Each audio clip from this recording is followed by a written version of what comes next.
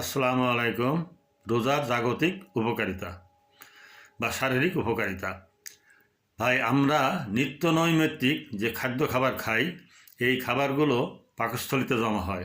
পাকস্থলী থেকে হজম প্রক্রিয়ার মাধ্যমে লিভার এইগুলোকে প্রক্রিয়াজাত করে প্রোটিন, ক্যালসিয়াম, সুগার, হরমোন নানান রকম জিনিস হিসাবে তৈরি করে বিভিন্ন প্রয়োজনে কাজে লাগায়। তো আমরা যদি 14 থেকে 16 ঘন্টা না খেয়ে থাকি, তখন কি হয়, ওই নতুন খাবারকে প্রক্রিয়াজাত করার সময়টা ব্যয় করতে হয় না লিভারের। তো ওরা কারকে লিভারে যে অতিরিক্ত জমা থাকে, ওই বোঝা চাপানো অবস্থায় সে কাজ করতে করতে একসময় ক্লান্ত হয়ে পড়ে। আর এই অতিরিক্ত যে আমাদের খাদ্য খাবারের যে ফ্যাট বা এইগুলো জমা হয়, এইগুলোর জন্য ওখানে একটা লোড হয়ে পড়ে থাকে, যে কারণে ফ্যাটি লিভার থেকে শুরু করে নানান রকম রোগ হয়। হার্টে চর্বি জমে, ফ্যাটে লিভারে চর্বি জমে।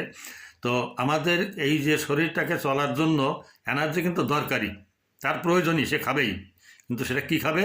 তখন ওই জমা করা যেগুলো আমাদের ভবিষ্যতে খুব ক্ষতির কারণ হয়ে দাঁড়াবে, ওইগুলো থেকে সে খাবার সরবরাহ করে।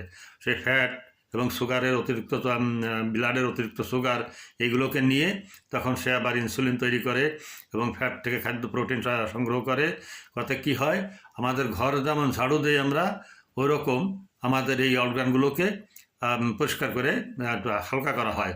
তখন তারা আবার এনার্জি পায়, আবার কার্যক্ষমতা ফিরে পায়। সুতরাং এবং সেলগুলো নতুন পুরনো হয়। এই পুরনো সেলগুলো আবার পরিষ্কার হয়ে পরিষ্কার পরিচ্ছন্ন হয়ে আবার সজীব হয়ে ওঠে, যেগুলো আমাদের শরীরে এনার্জি তৈরি করতে সাহায্য করে, রোগ প্রতিরোধ ক্ষমতা বৃদ্ধি করে। তো আমরা অবশ্যই এদিকে খেয়াল রাখবো। যেমন আমরা একটা ঘরের কোনো কাজ করতে গেলে অতিরিক্ত বর্জ্যগুলো এক জায়গায় জমা করে রাখি বা ফেলে দেই, সেগুলোকে আবার তৈরি করে এনে রান্না করার কাজে বা বিভিন্নভাবে জ্বালানি হিসেবে ব্যবহার করি।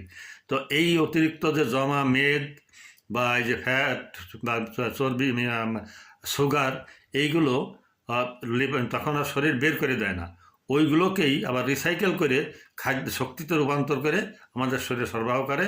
আমাদের কিন্তু এই যে হার্ট, লিভার, পাকস্থলী আমাদের যে কাজ করে, এইগুলো তো একটা যন্ত্র, এদেরও একটু কার্যক্ষমতার দরকার আছে। তখন তারা তাদের শরীরে অতিরিক্ত জমা বর্জ্যগুলোকে অপসারণ করতে সুযোগ পায়। সুযোগ পেলে কী হয়, তখন তারাও শক্তিশালী হয় এবং আমাদের শরীর আবার পুনরুজ্জীবিত হয়, সেলগুলো নতুন পুরনো হয়, তারা উজ্জীবিত হয়, আবার সম্পূর্ণ কার্যক্ষমতা ফিরে পাই, রোগ প্রতিরোধ ক্ষমতা বৃদ্ধি পায়, আর আমাদের আবার দীর্ঘদিন যৌবন ধরে রাখার সুযোগ থাকে এবং কর্মক্ষমতা ধরে রাখতে পারি আমরা। আশা করি বুঝতে পারছেন সহজ কথায়, অর্থাৎ এর অপরিসীম গুরুত্ব। ধন্যবাদ সবাইকে।